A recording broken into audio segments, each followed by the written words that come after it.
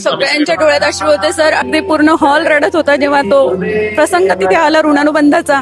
त्यांनी जेव्हा आपल्या पाल्यांना अशी घट्ट मिठी मारायला सांगितले तेव्हा मला तरी वाटतं की एक सुद्धा पालक असा नसेल की जो रडला नसेल किंवा अश्रू त्याच्या डोळ्यातून आले नसतील. आज मुलं पालकांचं ऐकत नाहीत.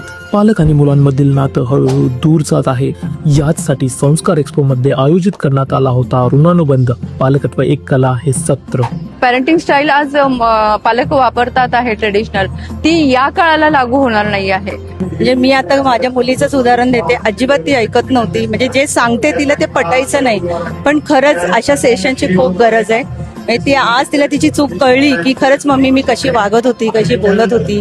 जे मी माझ्या मम्मी पप्पांना सांगू नाही शकली ते मी आज म्हणजे बोलू शकली. खरंच आपल्या आई वडिलांच्या आपल्या मुलांशी ऋणानुबंध कसे असतात हे आज इथून मला कळलं.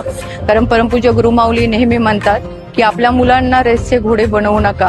आणि मलाही एक पालक म्हणून कळलं की मी कधी कधी तिला खूप रुडली वागत होती किंवा तिच्यावर काहीतरी जबरदस्ती करत होती की नाही तू हे असं केलंच पाहिजे. आज प्रत्येक मुलांच्या डोळ्यात सुद्धा अश्रू होते सर. स्वतः इतकी रडली, माझी मुलगी रडली, माझे मिस्टर रडले. आपल्या आई वडिलांसोबत कसं वागायचं किंवा घरच्या कुटुंबासोबत कसं वागायचं याची मला नक्कीच खात्री आहे की माझी दोनही मुलं इथून हा प्रत्येक जिल्ह्यामध्ये, प्रत्येक शहरामध्ये राबवला गेला पाहिजे असा कार्यक्रम. पालक आणि मुलांमधील नातं मजबूत करणारा एक प्रभावी प्रयत्न.